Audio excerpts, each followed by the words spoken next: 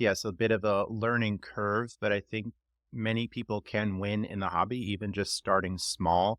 As I hear sometimes from people, oh, that sounds really complicated. Oh, you're really smart. And thanks for the compliment, but I don't think it's out of reach. I think that as long as you have financial responsibility, you're somewhat organized, listeners can be a winner. If people are new to the hobby, don't get discouraged and overwhelmed and not even try. I completely agree. I think sometimes what some people see in the blogging world or on social media, I think a lot of people see people that have like around 20 credit cards. That sounds stressful in the beginning to a lot of people starting out. I think everyone should only do what's comfortable for them.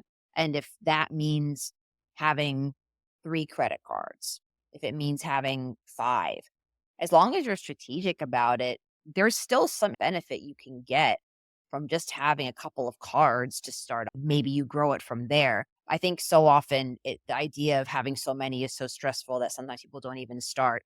And just only having as many as you're comfortable with is great. Once it becomes stressful or uncomfortable, that's when you can feel free to pare back or not get any more cards. Anything worthwhile is likely going to take a lot of effort and learning, as no one's going to pick up a hurdy-gurdy or another musical instrument and be an expert on day one. It's going to take some practice. It's going to take learning. It's an experience of humility, trying to understand new information and just taking it slowly. So, yes, don't start with, oh, Justin has 50 credit cards and I need to have 50 credit cards to win. No, you'll just start with one and build up from there when you're ready. Exactly. I probably only had 1 or 2 to start. First of all, I think one my earliest cards, one of them was that Amex Everyday Preferred, and then the Chase Sapphire Preferred was probably my second one. I had those for quite a while until I moved to New York in 2021 and was able to finally start getting more cards at a more decent clip. We're really fortunate here in America to have this ability. As I mentioned before, people coming from Canada, people in other countries just don't have this. And me living in Pennsylvania, I've had a lot of success with local grocery reward programs, fuel rewards. It's really changed my life dramatically, decreasing expenses, all the new people I've met, all the destinations I've gone to. I never would have paid full price to go on 4 cruises this year.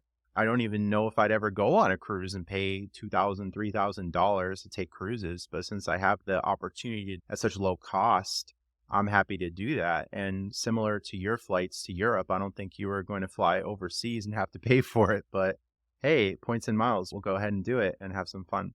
Yeah, absolutely. Definitely my current goal, which I've been able to largely do, is do not go over an ocean or I have to do an overnight in economy anymore. And so far, I think I've managed to do pretty well at that, I would say. Not completely foolproof, but I'm pretty close. Yes, a lot of sign up bonuses from credit cards definitely getting you there, some creative spending perhaps, and some interesting techniques that we find as some people wonder, oh, how am I going to spend $3,000 in 3 months to get this or that bonus? There are a lot of ways to do that if you put in the effort or even strategically timing your signups. As again, we're recording at the end of March and taxes are going to be due shortly. Many people are going to pay taxes with their credit cards or perhaps your auto insurance annual is due. You can pay your rent with credit in many cases. So there are lots of ways to get the spend in.